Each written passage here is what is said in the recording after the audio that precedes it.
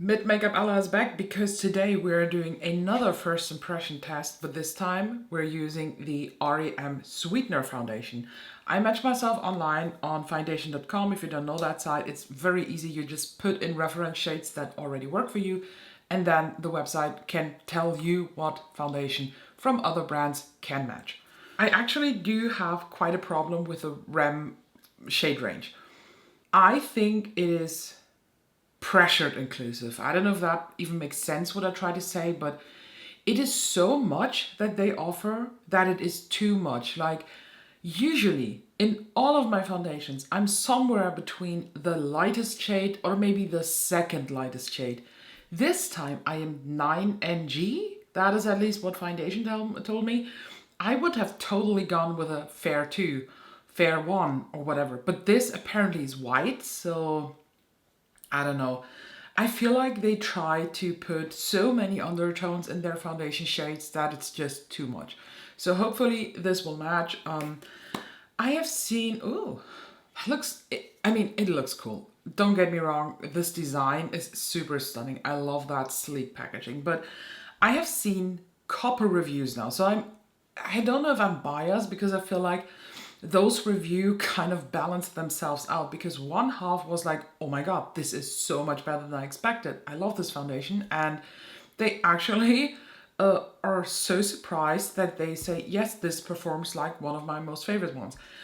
But then I saw other reviews from smaller creators, especially on Instagram, who were like, this is a thick, cakey fucking mess. So I don't know what to expect. Actually, I have no expectations because I also do have the concealer, the pot concealer, sweetener concealer, I think it's the name.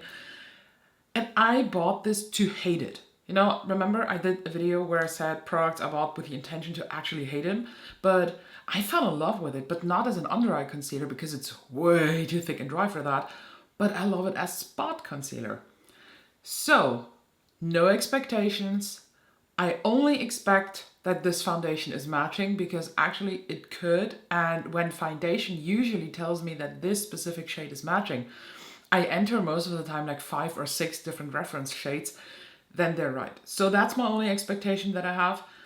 Other than that, let's just see how this is going. So I applied again some foundation on my mixing plate, and you can see this is not really runny. This is a very thick foundation and it literally just dragged itself down the plate because of gravity. By the way, do you know that clip of Trisha Paytas? I don't know from when this is, but I just saw this on TikTok and I'm pretty sure this is old, where she was like, props to the one who invented gravity.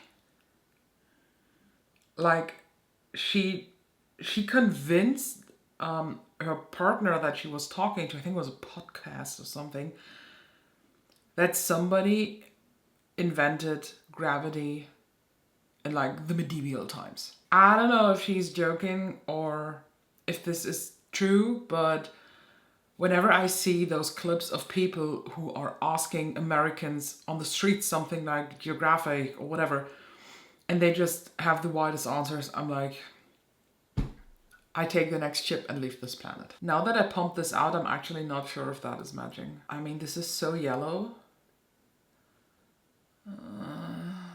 And it feels super thick. By the way, has this a smell? I didn't sniff the Shiseido one. No, smells like nothing.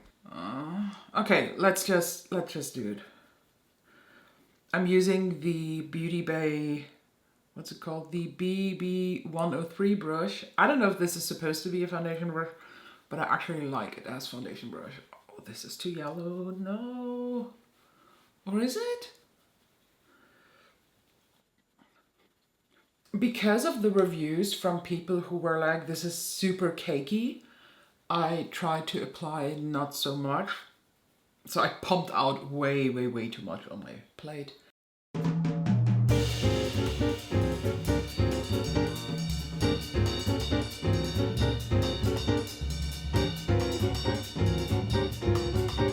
And to be honest, if I would put a bit more effort in blending this area, I probably would not have to go on top of it with a sponge. But because I'm a lazy shit, I of course go on top of it with a sponge. It is Definitely medium borderline full coverage in my opinion. And that's why I was a bit concerned, because some of those Instagrammers that I saw the review from, they also wrote that this foundation, because of its thick texture, it kind of was sucked into their pores and looked horrible. And I can already see what they mean. What the fuck? I'm going to insert here a picture of my nose that I just took. And I did nothing else than usual. So I applied my Bobbi Brown Skin Base as primer. I applied a bit of the Dr. Jar Cica Repair to correct some redness. And I applied some NARS concealer for these areas. But again, this has a bit rubbed off because it's like nearly impossible to cover. I also went in with the Hollywood Flawless Filter, because this is just so subtle in the glow in my opinion that it does not affect the foundation at all. But the nose, that is really a problem. All the other areas, to be honest, they look nice. I really like that. In between the brows it looks good. Here on my cheek area I do have some larger pores. It looks absolutely fine, but the nose? Is it the sponge? No, I don't think so. The nose looks super weird. It's like there are spots where the foundation cannot cling to. Super weird.